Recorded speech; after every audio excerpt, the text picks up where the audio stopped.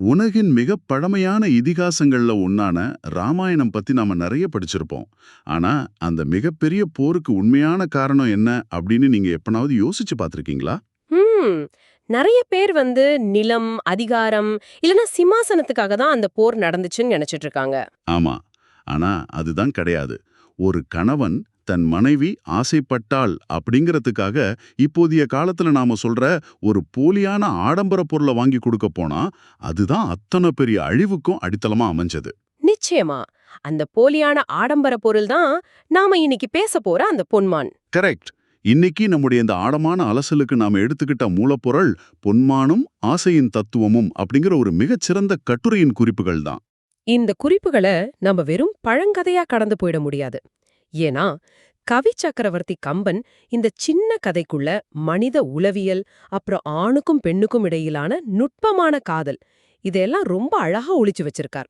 சொல்லப்போனா மனித மனத்தோட பேராசைகள் பத்தின ஒரு பெரிய ஆன்மீக தத்துவமே இதுல இருக்கு. இத நாம முழுமையா புரிஞ்சுக்கிட்டா இது ஆயிரக்கணக்கான வருஷங்களுக்கு முந்தைய கதை இல்ல, இன்னைக்கு இந்த நிமிஷத்துல உங்க வாழ்க்கையோட நேரடியாக தொடர்புடைய ஒரு விஷயம்னு நீங்க கண்டிப்பா உணர்வீங்க. மிக சரியான தொடக்கம். இந்த பொன்மான் படலம் அப்படிங்கிறது இராமாயணம்ங்கிற மகாபெரும் காவியத்தோட மைய புள்ளினே சொல்லலாம். ஆமா, ஒரு சாதாரண மான் வேட்டை அப்படிங்கிற திரைக்கு பின்னாடி நிறைய விஷயங்கள் இருக்கு. கண்டிப்பா. மனித மனம் எப்படி தன் அமைதியை தொலைச்சிட்டு இல்லாத ஒண்ணுக்கு பின்னாடி ஓடி அழியுது அப்படிங்கறத கம்பன் ஒரு மிகச்சிறந்த உளவியல் அறிஞன் மாதிரி பகுப்பாய்வு செஞ்சிருக்கார். இன்னைக்கு நாம அந்த உளவியல் முடிச்சுகளை ஒவ்வொன்னா அவிழ்க்க போறோம். சரி, அப்போ நாம நேரடியாக அந்த கதைக்களத்துக்கே போயிடலாம். காட்டுல ராமன், சீதை அப்புறம் இலக்குவன் 3 பேரும் ரொம்ப அமைதியான ஒரு வாழ்க்கைய வாழ்ந்துட்டு இருக்காங்க. அப்போதானா சீதையோட கண்கள்ல அந்த பொன்மான் படுது. அந்த மானோட அழகு அவங்கள ரொம்ப இருக்குது. அதாவது அந்த மான் தனக்கு வேணும்னு அவங்க ஆசைப்படுறாங்க. ஆனா அந்த சமயத்துல இலக்குவன் உடனே குறுக்கிட்டு அதை தடுத்து நிறுத்துறான் இல்லையா? அவன் ரொம்ப தெளிவான ஒரு தர்க்கத்தை முன்வைக்கிறான். ஆமா, உலகத்துல பொன்னிறத்துல ஒரு மான் இருக்கவே முடியாது. இயற்கைக்கு முரணான இந்த மான் நிச்சயமா அரக்கர்களோட மாயையா தான் இருக்கணும் அப்படின்னு அவர் ரொம்ப கடுமையா எச்சரிக்கிறான். இத படிக்கும்போது எனக்கு ஒரு விஷயம் தோணுச்சு. இப்போ நாம வாழ்ற இந்த டிஜிட்டல் யுகத்துல நம்ம போன்ல நம்ப முடியாத அளவுக்கு ஒரு கவர்ச்சியான மெசேஜ் வரும். ஓ, அந்த லாட்டரி ஜெயிச்சிட்டீங்க, இந்த லிங்க் கிளிக் பண்ணுங்கன்னு வருமே, அந்த மாதிரி சொல்றீங்களா? கரெக்ட், அதேதான். நீங்க 1,00,000 வென்றுள்ளீர்கள், உடனே கிளிக் பண்ணுங்கன்னு வரும். அதை நம்பி நாம போகும்போது நம்ம நண்பன் ஒருத்தான், டே இதுல ஏதோ சதி இருக்கு, வேண்டாம் இதை விட்டுடுன்னு ரொம்ப லாஜிக்கா நம்ம எச்சரிப்பான்ல. ஆமா, ரொம்ப அருமையான ஒப்புமை இது. இலக்குவன் நீங்க அந்த பகுத்தறிவோட குரலா தான் ஒலிக்கிறான். அவன் வெறும் தம்பியாகவோ காவலாளியாகவோ பேசல, ஒரு தூய தர்க்கவாதியா செயல்படுறான். ஆனா மனித மூளை எப்போதுமே லாஜிக்கை விட உணர்வுகளுக்கும் கவர்ச்சிக்கும் தான் முதல்ல அடிபணியும். நிச்சயமா, அந்த பொன்மான் சீதையோட கண்களுக்கு இயற்கைக்கு முரணானதா தெரியல, மாறா ஒரு புதுமையான ரொம்ப கவர்ச்சியான விஷயமா தெரியுது. நம்ம நண்பன் எவ்வளவுதான் எச்சரிச்சாலும் ஒருவேளை அந்த 1,00,000 உண்மையிலே கிடைச்சிட்டா அப்படிங்கிற நப்பாசை நம்ம அந்த மோசடி வழியில சிக்க வைக்குது இல்லையா? ஆமா, அதே மாதிரியான ஒரு மாயையான கவர்ச்சி தான் இங்க சீதையையும் ஆட்கொள்ளுது. இலக்குவன் எவ்வளவு தர்க்க ரீதியா பேசியும் அவங்க அந்த மான் தனக்கு வேணும் அப்படிங்கறதுல உறுதியா இருக்காங்க. அந்த உறுதியும் பிடிவாதமும் தான் அடுத்த கட்ட பிரச்சனைக்கே காரணமாகுதுன்னு நினைக்கிறேன். இப்போ ஆசை வந்தது சரி, அதை நிறைவேற்ற இராமனும் சம்மதிக்கிறான். ஆனா இங்கதான் ஒரு முக்கியமான திருப்பம் வருது. ஆமா, இலக்கும் நானே போய் அந்த மானை பிடிச்சிட்டு வரேன், நீங்க இங்கேயே இருங்கன்னு சொல்றான். ஆனா சீதா அதை ஏத்துக்கல. அந்த மானை ராமன் தான் தன் கைகளால் பிடிச்சிட்டு வரணும்னு அவங்க விரும்புறாங்க. எனக்கு என்னமோ அந்த மான் யாருடைய கைகளால் பிடிக்கப்படுது அப்படிங்கறதுல என்ன இவ்வளவு பெரிய வித்தியாசம் இருக்க போகுதுன்னு தோணுது. இதுலதான் கம்பனோட மிக நுட்பமான உளவியல் பார்வை அடங்கியிருக்கு. நம்முடைய மூல கட்டுரையில இத விளக்குறதுக்கு நம்ம அன்றாட வாழ்க்கையோட தொடர்புடைய ஒரு அற்புதமான உதாரணம் சொல்லப்பட்டிருக்கு. ஓ அப்படியா? அது என்ன உதாரணம்? இப்போ நீங்க உங்க மனைவிக்கு 1,00,000 ரூபாய் மதிப்புள்ள ஒரு வைர அட்டிகைய பரிசளிக்க விரும்புறீங்கன்னு வச்சுப்போம். நீங்க அத வாங்கி உங்க ஆபீஸ்ல வேலை செய்யற ஒரு உதவியாளர்கிட்ட கொடுத்து, இத என் மனைவி கிட்ட கொடுத்துடுன்னு அனுப்புறீங்க. சரி, அனுப்பிட்டான். அத வாங்குற அந்த பெண்ணுக்கு அத பாக்கும்போது ஒரு பெரிய சந்தோஷமோ நெகிழ்ச்சியோ வராது. பொருளோட மதிப்பு அதிகமா இருக்கலாம், ஆனா அங்க உணர்வோட மதிப்பு இல்ல. ஆஹா, இப்போ புரியுது. அதே வைரத்தை அவர் தன் சொந்த கையால கொடுத்தா அதோட மதிப்பு பல மடங்கு கூடிடும், அப்படிதானே? அது மட்டும் இல்ல, அந்த 1,00,000 ரூபாய் வைர அட்டிகையை விட அவர் வேலை முடிஞ்சு ரொம்ப களைப்போட வீடு திரும்பும்போது தன் சொந்த கையால ஒரு முழ மல்லிகை பூவை ஆசையா வாங்கிட்டு வந்து தன் மனைவியோட கூந்தல்ல வச்சா அது அந்த பெண்ணுக்கு உலகத்திலே மிகப்பெரிய விஷயமா தோணும். ரொம்ப உண்மையான வார்த்தைகள். பொருளை விட அந்த பரிசு கொடுக்கறவங்களோட மெனக்கடல்ல தான் உணர்வுபூர்வமான பிணைப்பு இருக்கு. அதேதான், சீதையோட மனநிலையும் இதுதான். இலக்குவன் போய் அந்த மானை புடிச்சிட்டு வந்தா அது வெறும் ஒரு பொருள். ஆனா தன் காதல் கணவன் தனக்காக ஓடி சிரமப்பட்டு அதை தன் கைகளால புடிச்சிட்டு வந்து தன்னிடம் கொடுத்தா அது ஒரு காதல் பரிசு. சீதா அந்த பொன்மான ஒரு மிருகமா பார்க்கல, இராமன் தன் மேல வச்சிருக்க காதலோட அடனாளமா பார்க்கறாங்க. மிகச்சரி. மனித உறவுகளோட இந்த சின்ன சின்ன உணர்வுகளை கூட கம்பன் எவ்வளவு ஆழமா பதிவு செஞ்சிருக்காரு அப்படிங்கிறது ரொம்ப ஆச்சரியமா இருக்கு. ஆனா அந்த மானை அவங்க இராமன் கிட்ட எப்படி கேக்குறாங்க அப்படிங்கறதான் எனக்கு இன்னும் சுவாரஸ்யமா படுது. அவங்க ஒரு இளவரசி, இராமன் அவங்க கணவன். அவங்க நினைச்சிருந்தா எனக்கு அந்த மான் வேணும், போய் பிடிச்சிட்டு வாங்க அப்படின்னு ரொம்ப சாதாரணமா அதிகாரமா கேட்டிருக்கலாம் இல்லையா? கண்டிப்பா கேட்டிருக்கலாம். ஆனா அங்கதான் காடல் அப்புறம் ஊடல் அப்படிங்கிற 2 உணர்வுகளையும் கம்பன் புகுத்துறார். சீத்தை அதிகாரமா கேட்கல, அத ரொம்ப அழகா ஒரு பாடல்ல கம்பன் விவரிக்கிறார். அந்த மான் மாயா இல்லையான்னு இராமனுக்கும் இலக்குமனுக்கும் விவாதம் நடந்துட்டு இருக்கும்போது சீதை எப்படி குறுக்கிடுறாங்க? அவங்க ஒரு சின்ன குழந்தை மாதிரி, கிளி மாதிரி கொஞ்சி மழலையா பேசுறாங்க. என் நாயகனே, நீயே அந்த மானை பிடிச்சு எனக்கு தரமாட்டாயா அப்படின்னு ஒருவித ஏக்கத்தோட கேக்குறாங்க. வாவ்! அது மட்டும் இல்லாம அவங்க கண்ணீர் விடுறதா கூட சொல்லப்பட்டிருக்கே. ஆமா, சிவந்த குவளை மலர்ல இருந்து முத்துக்கள் சிந்துற மாதிரி கண்ணீர் சிந்திக்கிட்டே செல்லமா ஒரு கோவத்தோட இராமனை பார்த்து சீறி போறாங்க. அவங்களோட அந்த இனிமையான பேச்சிலும் முத்து போன்ற கண்ணீர்லும் இராமன் அப்படியே உருகி போயிடுறார். அவரால அவங்களோட கோரிக்கைய மறுக்கவே முடியல. ஆனா ஒரு நிமிஷம், இது நான் கொஞ்சம் குறுக்கிட்டு கேட்க விரும்புறேன். கம்பனோட கவிதை நயம், கற்பனை எல்லாம் ரொம்ப அற்புதம், அதுல எந்த சந்தேகமும் இல்ல. சொல்லுங்க, என்ன சந்தேகம்? இப்போ நாம இத ஒரு நவீன உளவியல் கண்ணோட்டத்துல கொஞ்சம் விமர்சன ரீதியா அணுகி பார்ப்போம். சீதைக்கு அந்த மான் வேணும், இலக்குவன் அது ஆபத்துன்னு லாஜிக்கா நிரூபிக்கிறான். அத கடந்து தன் கணவனை ஒத்துக்க வைக்க சீதை என்ன செய்யறாங்க? மழலையா பேசுறாங்க, கண்ணீர் விடுறாங்க, கோவப்பட்டு போறாங்க. கரெக்ட். இதையெல்லாம் செஞ்சு பிடிச்சு தரமாட்டீங்களான்னு தனக்கு வேண்டியதை சாதிச்சுக்கிறாங்க. இதை இன்னைக்கு நாம உணர்வுகளை பகடையா வச்சு காரியம் சாதிக்கிறது, அதாவது எமோஷனல் மேனிபுலேஷன் அப்படின்னு சொல்லுவோமே, அது மாதிரி தானே இருக்கு. நீங்க கேக்குறது ரொம்ப சிறப்பான கேள்வி. இன்றைய காலகட்டத்தோட பார்வையில மேலோட்டமா பார்த்தா இது ஒரு உணர்வுபூர்வமான கையாளுதலா, ஒரு வகையான தந்திரமா தான் தோணும். ஆமா, தர்க்க ரீதியான ஒரு உண்மையை மீற உணர்ச்சிகளை ஒரு தந்திரமா சீதை பயன்படுத்துற மாதிரி தானே தெரியுது. ஆனா இத கணவன் மனைவி அப்படிங்கிற ஒரு நெருக்கமான உறவோட ஆழத்துல வச்சு பார்க்கணும். தமிழ் இலக்கியங்கள்ல இத ஊடல் அப்படின்னு கொண்டாடுவாங்க. அதாவது இது தந்திரம் கிடையாதுன்னு சொல்றீங்களா? ஒரு அந்நியரோ இல்ல உறவுல நெருக்கமில்லாத ஒருவரோ இப்படி செஞ்சா அது நிச்சயமா தந்திரம்தான். ஆனா ஒரு ஆழமான காதல் உறவுல இதெல்லாம் உணர்வுகளோட அழகிய பரிமாற்றங்கள். தன் கணவன் தன் மேல எல்லையற்ற அன்பு வச்சிருக்கார் அப்படிங்கிற ஒரு அசைக்க முடியாத உரிமை சீதைக்கு இருக்கு. ஓ, அந்த உரிமையில தான் அவங்க அப்படி பேசுறாங்க.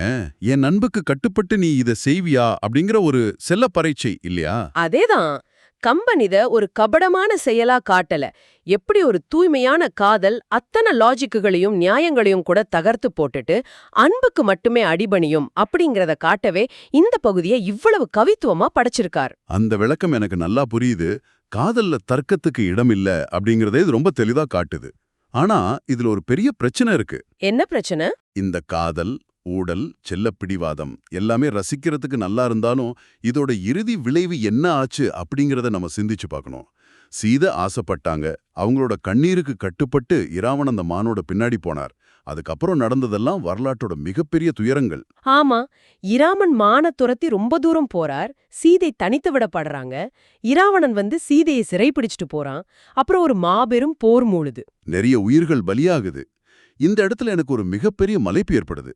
ஒரு சாதாரண மான் மேல வந்த ஆசை, கணவன் மனைவிக்குள்ள நடந்த ஒரு சின்ன ஊடல் இவ்ளோ பெரிய அழிவுக்கும் உலகப் போருக்கும் எப்படி ஒரு தொடக்க புள்ளியா அமைய முடியும்? இது கொஞ்சம் ஓவரா தெரியலையா? சரியா இந்த கேள்வியில தான் நாம இந்த கதையோட மேலோட்டமான தளத்துல இருந்து அதோட ஆழமான தத்துவார்த்த தளத்துக்குள்ள நுழையிறோம். இராமாயணத்தை ஒரு வெறும் கதையா படிக்கிறவங்க, மான் வந்துச்சு, சீதா ஆசைப்பட்டா, போர் வந்துச்சுன்னு இதை கடந்து போயிடுவாங்க. ஆனா இதுக்குள்ள ஒரு ஆழமான அர்த்தம் இருக்குன்னு சொல்ல வரீங்க. ஆமா, இந்த மூலக்கட்டுரையில ஆன்மீக அறிஞர்கள் முன்வைக்கிற தத்துவம் ரொம்ப ஆழமானது. இங்க சீதா அப்படின்றவங்க வெறும் ஒரு பெண் கதாபாத்திரம் கிடையாது. அவங்க ஜீவாத்மா, அதாவது மனித ஆன்மாவோட குறியீடு. அப்போ இராமன் அப்படிங்கிறவர் அவர் வெறும் ஒரு அரசன் கிடையாது. அவர் பரமாத்மா, அதாவது எல்லாம் வல்ல இறைவனோட குறியீடு.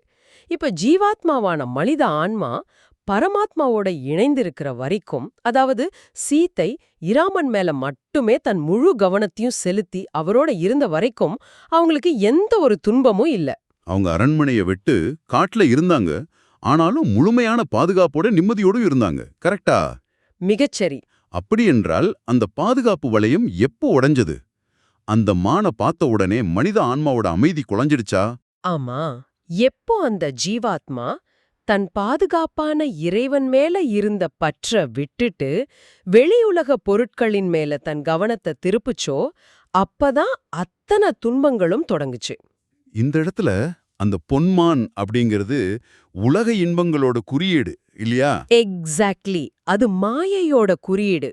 பொன்மான் எப்படி பாக்கறதுக்கு ரொம்ப கவர்ச்சியா பளபளப்பா இருக்கோ, அதே போலதான் இந்த உலக இன்பங்களும் ஆடம்பரங்களும் நம்ம கண்களை பறிக்கிற மாதிரி இருக்கும். ஆனா அந்த மானுக்குள்ள எப்படி ஒரு அரக்கன் மறைஞ்சிருந்தானோ அதே போல இந்த எல்லை மீறிய உலக இன்பங்களுக்குள்ள அழிவு மறைஞ்சிருக்கு. நிச்சயமா, நிலையான உண்மையான மகிழ்ச்சியை தரும் இறைவனை விட்டுட்டு, இல்லனா அந்த ஆழமான உள்மன அமைதிய விட்டுட்டு, இப்படிப்பட்ட போலியான கவர்ச்சிகளோட பின்னாடி ஓடினா மனித ஆன்மா சீதைய போல கடத்தப்பட்டு துன்ப கடல்ல தவிக்க நேரிடும். இதுதான் கம்பன் சொல்ல வர்ற மிக ஆழமான ஆன்மீக தத்துவம். ஒரு நிமிஷம், இந்த தத்துவத்தை நான் முழுமையா உள்வாங்கிக்கிறேன். ஆனா இத கேட்கிற ஒரு சாதாரண மனிதனோட சார்பா நான் ஒரு கேள்வியை முன்வைக்க விரும்புறேன். மனுஷனா பிறந்தா ஆசைப்படுறது இயற்கை தானே? அழகா உன்னை பார்த்தா அது வேணும்னு தோன்றதுல என்ன தப்பு இருக்கு? சொல்லுங்க. நல்ல வீடு, சொகுசான வாகனம், செல்வச் செழிப்புன்னு உலக இன்பங்களை அனுபவிக்கிறது எப்படி தப்பாகும்? இதெல்லாம் மனித முன்னேற்றத்தோட ஒரு பகுதி இல்லையா? ஆசையே இருக்கக்கூடாது, உலக இன்பங்களெல்லாம் மாயை அப்படின்னு சொல்றது வாழ்க்கையோட யதார்த்தத்துக்கு முரணாக கொஞ்சம் அதீதமான துறவுற மனப்பான்மையா தெரியலையா? இது ரொம்ப முக்கியமான ஒரு வாதம். நீங்களும் சரி, இந்த கட்டுரையின் ஆசிரியரும் சரி, வாழ்க்கையை துறந்து காட்டுக்கு போகணும்னு சொல்லல. வாழும் காலத்துல வசதிகளை அனுபவிக்கிறதும் எந்த தவறும் இல்ல. பின்ன எந்த இடத்துல பிரச்சனை வருது? மனிதனுக்கு ஆசை இருக்கலாம். ஆனா ஆசைக்கும் பேராசைக்கும் அப்புறம் மாயைக்கும் இடையிலான வித்தியாசத்தை புரிஞ்சுக்கணும் அப்படிங்கிறது தான் இங்க முக்கியம். தத்துவம் என்ன சொல்லுதுன்னா, அந்த ஆசை உங்களை எங்க கொண்டு போகுதுன்னு பார்க்கணும். அதாவது உண்மையான மகிழ்ச்சி எது, போலியான கவர்ச்சி எதுன்னு பிரிச்சு பார்க்க தெரியணும். கரெக்ட். பொன்மான் அப்படிங்கிறது வெறும் தேவையோட குறியீடு இல்ல. அது இயற்கைக்கு முரணான ஒரு மாய. அதாவது இல்லாத ஒன்ன காட்டி உங்களை ஏமாத்துற ஒரு வலை. நீங்க உங்க நிம்மதியையும் உங்க அன்புக்குரியவர்களையும் உங்க அறத்தையும் இழந்துட்டு ஒரு மாயையான புகழுக்கோ அதிகாரத்துக்கோ பின்னாடி ஓடும்போது அங்கதான் துன்பம் தொடங்குது. தேவைகளை நிறைவேற்றுகிறது வேற, உலகப் பொருட்கள் மேல வைக்கிற ஆசை ஒரு பித்தா மாதிரி நம்ம சிந்தனையை முடக்கிறது வேற. அந்த பித்து தான் நம்ம அழிவு நோக்கி அழைச்சிட்டு போகும்னு சொல்றீங்க. ஆமா, 100க்கு 100 உண்மை. இதை கேட்கும்போது எனக்கு மனித மூளையோட கட்டமைப்பை பத்தின ஒரு உளவியல் உண்மை ஞாபகம் வருது. மனித மூளை எப்போதுமே தன்னிடம் இருக்கிறத கொண்டு திருப்தி அடையறத விட புதிதா கவர்ச்சியா எதையாவது தேடி ஓடும்படிதான் கட்டமைக்கப்பட்டிருக்குன்னு உளவியலாளர்கள் சொல்லுவாங்க. ஆமா, அந்த புதிய விஷயங்களை தேடி ஓடுற மனித மூளையோட கட்டமைப்பு தான் இங்கே சீதையின் மூலம் வெளிப்படுதோன்னு தோணுது. சரி, இப்படி இந்த உலக இன்பங்கள் நம்ம சிந்தனையில ஒரு மாயையை ஏற்படுத்தி நம்மை கவர்ந்து இழுக்கும்போது நாம அதிலிருந்து எப்படி தப்பிக்கிறது? நாமே தற்காத்துக்க என்னதான் வழி? அதுக்காகத்தான் இலக்குவனை போன்ற ஆளுமைகள் நம்ம வாழ்வுல தேவைப்படுறாங்க. இந்த கதையில இலக்குவன் அப்படிங்கிறவன் வெறும் சகோதரன் மட்டும் இல்ல. ஆன்மீக தளத்துல அவன் ஞானிகளின், குருக்களின், இல்லனா ஆச்சாரியர்களின் குறியீடு. ஓ, இலக்குவன் குருவோட குறியீடா? ஆமா, உலக இன்பங்கள் நம்மை கவர்ந்து இழுத்து நம்ம அறிவோட கண்களை மறைக்கும்போது நம்ம சிந்தனையில ஏற்படுற மாயைய உடைக்க வெளியிலிருந்து ஒரு தெளிவான குரல் தேவைப்படும். இலக்குவன போன்ற அந்த மெய்ஞானிகள் எந்தவிதமான உணர்ச்சி பிணைப்பும் இல்லாத தெளிவான பகுத்தறிவால நமக்கு வழிகாட்டுவாங்க. இது மாயை, இதுல சிக்கிக்காத, இது உன்னை அழிச்சிடும் தொடர்ந்து எச்சரிப்பாங்க. ஆனா மனித மனம் என்ன செய்யும் தெரியுமா? குருவோட குரல் பெரும்பாலும் தர்க்க ரீதியாகவும் கொஞ்சம் சலிப்பூட்டுற மாதிரியும் இருக்கும். ஆனா மாயையோட குரலோ ரொம்ப கவர்ச்சியா இருக்கும். அதனால மனித மனம் குருவோட குரலை புறக்கணிச்சிடும். அப்படிப்பட்ட குருவோட அறிவுரையை கேட்கலன்னா அந்த ஜீவாத்மா படாத பாடுபடுங்கிறது தான் இதோட நேரடி அர்த்தம். சீதை இலக்குவனோட பேச்சை கேட்கல, அவனுடைய எச்சரிக்கை உதாசீனப்படுத்தினாங்க. அதோட விளைவா தன் சுதந்திரத்தை இழந்து சிறைப்பட நேர்ந்தது. ரொம்ப சரியா சொன்னீங்க. இலக்குவன் குருவோட குறியீடு அப்படிங்கிறது எனக்கு ஒரு புதிய திறப்பை கொடுக்குது. இந்த கதையை நான் இப்படி பார்த்ததே இல்லை. ஆனா இந்த விவாதத்தோட ஆழத்துக்கு போக போக எனக்குள்ள ஒரு மாபெரும் கேள்வி எழும்புது. இதை நான் கேட்டே ஆகணும். சொல்லுங்க, என்ன கேள்வி அது? இந்த ஒட்டுமொத்த தத்துவமும் எனக்கு புரியுது. ஆனா அடிப்படை லாஜிக் படி பார்த்தா சீதை ஒரு சாதாரண பெண் கிடையாது, ராமன் ஒரு சாதாரண மனிதன் கிடையாது. இவங்க 2 பேருமே எல்லாம் உணர்ந்த தெய்வ பிறவிகள்னு தானே இதிகாசங்கள் கூறுது. ஆமா, கூறுது. அப்படி என்றால் சீதைக்கும் சரி இராமனுக்கும் சரி அது ஒரு மாயமான் அப்படின்னு முன்கூட்டியே தெரியாதா என்ன? இது அரக்கர்களோட சதி அப்படிங்கறதெல்லாம் அறிந்த இறைவனுக்கு தெரியாம போனது எப்படி? இந்த இடத்துல தான் இந்த கட்டுரையோட ஆகச்சிறந்த முத்தாய்ப்பான உண்மைய நம்ம உணர முடியும். இது பலருக்கும் வர ஒரு தார்மீக கேள்விதான். நீங்க கேட்ட கேள்விக்கான மிக நேரடியான பதில் என்னன்னா, இருவருக்குமே அது மாயமான் அப்படின்னு ரொம்ப நல்லாவே தெரியும். என்ன சொல்றீங்க? அது பொய்மான் அப்படின்னு தெரிஞ்சேதான் சீத்தை அடம் பிடிச்சாங்களா? தெரிஞ்சேதான் ராமன் அதோட பின்னாடி ஓட்டுனாரா? அப்படி என்றால் இது ஒரு மிகப்பெரிய நாடகமா? ஆமா, இது முற்றிலும் ஒரு நாடகம்தான். ஆன்மீக மொழியில இத இறைவனோட லீலை அப்படின்னு சொல்வாங்க. ராமனுக்கும் தெரியும் அது அரக்கனோட மாயைன்னு, சீதைக்கும் தெரியும் அது மாயாமான்னு. பின்ன ஏன் இந்த நாடகத்தை அவங்க அரங்கேற்றினாங்க? நமக்கெல்லாம் ஒரு மாபெரும் வாழ்க்கை பாடத்தை கற்றுத்தரதுக்காக அவனும் அவளும் சேர்ந்து நடத்தின நாடகம் இது. நமது வேதங்களும் உபநிடதங்களும் ஆசை துன்பத்திற்கு காரணம்னு வெறும் தத்துவமா சொன்னா சாதாரண மனிதர்களுக்கு அது முழுமையா புரியாது. ஓ, அதனால ஒரு செயல்முறை விளக்கமா இதை செஞ்சு காட்டினாங்க. ஆமா, நாளைக்கு மனித சமூகம் மாயையான உலக இன்பங்களின் பின்னாடி ஓடினா என்ன நடக்கும், குருவோட பேச்ச மீறினா என்ன கதி ஏற்படும், அன்பிற்கும் மாயைக்கும் இடையிலான போராட்டத்தோட முடிவு எப்படி இருக்கும் அப்படிங்கறத உலகுக்கு உணர்த்தணும் இல்லையா? அதுக்காகத்தான் இறைவனே மனிதனா பிறந்து மனிதனைப் போலவே ஆசைப்பட்டு அந்த ஆசையினால துன்பப்பட்டு மனைவிய பிரிஞ்சு அழுது ஒரு மாபெரும் பாடத்தை நமக்கு கற்பிச்சிருக்காங்க. இது வெறும் வரலாறு இல்ல, மனித குலத்தோட ஆன்மா எப்படி செயல்படணும் அப்படிங்கறத காட்டுறதுக்காக தெய்வமே இறங்கி வந்து நடத்தி காட்டின ஒரு உளவியல் வரைபடம். இந்த தத்துவார்த்தமான முத்தாய்ப்பு எனக்கு ரொம்ப ஆழமான ஒரு சிந்தனையை கொடுக்குது. ஒரு சாதாரணமான மான்வேட்டை கதையை ஆரம்பிச்சு கணவன் மனைவிக்கு இடையேயான நுட்பமான உளவியலையும் காதலையும் ஊடலையும் நம்ம பார்த்தோம். ஆமா, அதுக்கப்புறம் அந்த சின்ன நிகழ்வு எப்படி மனித ஆன்மாவிற்கும் உலக ஆசைகளுக்கும் இடையிலான ஒரு மாபெரும் குறியீடா மாறுது அப்படிங்கறத அலசணும். இறுதியில இது மனிதகுலத்திற்கே வழிகாட்டுறதுக்காக நடத்தப்பட்ட ஒரு மாபெரும் நாடகம் அப்படின்னு விரியிற அந்த தத்துவ பயணம் உண்மையிலே இணையற்றது. ஒரு பழங்கதைக்குள்ள மனித மூளையோட கட்டமைப்பு, ஆசையோட இயல்பு, குருவின் முக்கியத்துவம்னு இத்தனை விஷயங்களை உள்ளடக்கிய கம்பனோட பேரறிவும் அதை தொகுத்து வழங்கின இந்த கட்டுரையின் ஆழமும் எனக்கு ஒரு பெரிய திறப்பை கொடுத்திருக்கு. கண்டிப்பா, இதுதான் நம்முடைய பழைய இலக்கியங்களை ஆழ்ந்து படிக்கிறதோட உண்மையான பலன். மேலோட்டமா பார்த்தா இது வெறும் ராமாயண கதை, ஒரு நல்லவனுக்கும் கெட்டவனுக்கும் இடையிலான போர். ஆனா ஆழமா பார்த்தா இது நம் ஒவ்வொருவரின் மனசுலையும் தினமும் ஒவ்வொரு நொடியும் நடந்துகிட்டு இருக்கிற ஒரு உள்முக போராட்டம். ஆசைக்கும் அறிவுக்குமான போராட்டம், மாயைக்கும் உண்மைக்குமான போராட்டம். மிக அழுமையா தொகுத்து சொன்னீங்க. நாம இன்றைய இந்த ஆழமான அலசலோட இறுதி பகுதிக்கு வந்துட்டோம். கேட்பவர்களே, இன்னைக்கு நாம நிறைய விஷயங்களை பத்தி பேசணும். இலக்குவனோட தர்க்கம், சீதையோட ஊடல், ஆசையை நிறைவேற்றும் இராமனோட காதல், ஜீவாத்மா அப்புறம் பரமாத்மா தத்துவம், மாயமானோட உளவியல் குறியீடுன்னு அனைத்தையும் விரிவா பார்த்தோம். ஆமா, இராமனும் சீதையும் ஆசையோட மாயைய பத்தி நமக்கு உணர்த்தவே இந்த நாடகத்தை நடத்துனாங்க அப்படிங்கறதையும் நம்ம தெரிஞ்சுக்கிட்டோம். எந்த இடத்துல மூலக்கட்டுரையின் கருத்துக்களை தாண்டி நீங்க ஒவ்வொருவரும் உங்களுக்குள் சிந்திப்பதற்கான ஒரு இறுதி முத்தாய்ப்பான கேள்வியோட இந்த அலசலை நாம நிறைவு செய்ய விரும்புறோம். உங்களை நீங்களே ஆழமா கேட்டுப்போங்க. உங்க வாழ்க்கையில உங்களின் நிஜமான உண்மையான இலக்குகளிலிருந்து உங்களை இப்ப திசை திருப்பிட்டு இருக்கிற அந்த பொன்மான் எது? அது உங்களுக்கு தேவையே இல்லாத ஒரு ஆடம்பர பொருளா இருக்கலாம், இல்லனா சமூக வலைத்தளங்கள்ல நீங்க தேடுற போலியான அங்கீகாரமா இருக்கலாம், இல்ல உங்க நேரத்தை உறிஞ்சிற தேவையற்ற ஒரு கவனச்சிதறலா இருக்கலாம், அல்லது உங்கள அழிவை நோக்கி இழுத்துச் செல்ற ஒரு தவறான உறவாக கூட இருக்கலாம்.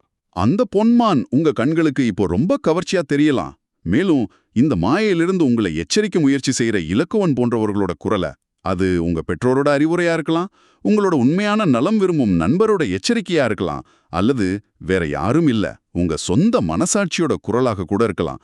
அந்த தர்க்க ரீதியான குரலை நீங்க எங்க உதாசீனப்படுத்திட்டு இருக்கீங்கன்னு சிந்திச்சு பாருங்க. நினைவில் வச்சுக்கோங்க, இதிகாசங்கள் அப்படிங்கிறவ வெறும் கதைகள் இல்ல, அவை நம்ம முன்னோர்கள் நம்ம கையில கொடுத்துட்டு போன எச்சரிக்கை வரைபடங்கள். மனித மனம் எந்தெந்த இடங்கள்ல சறுக்கும், எங்க விழும் அப்படிங்கறத அவங்க ரொம்ப தெளிவா குறிச்சு வச்சிருக்காங்க. உங்க வாழ்க்கையோட பொன்மான் என்னன்னு இன்றே கண்டுபிடிங்க. அது எவ்வளவு கவர்ச்சியா இருந்தாலும் அதை துரத்துறத உடனடியா நிறுத்துங்க. உங்கள் நிம்மதி மட்டுமே உங்கள் உண்மையான செல்வம். மீண்டும் ஒரு சுவாரஸ்யமான ஆழமான அலசலில் உங்களை சந்திக்கிறோம். அதுவரை இந்த தத்துவங்களை உங்க வாழ்க்கையோடு பொருத்தி பார்த்து சிந்தியுங்கள்.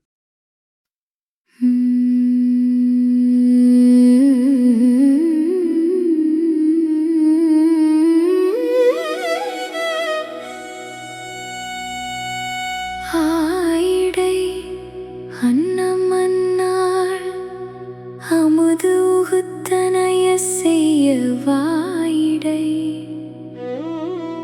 மழலையின் சொல் கிளியினின் குழறி மாழ்கி நாயக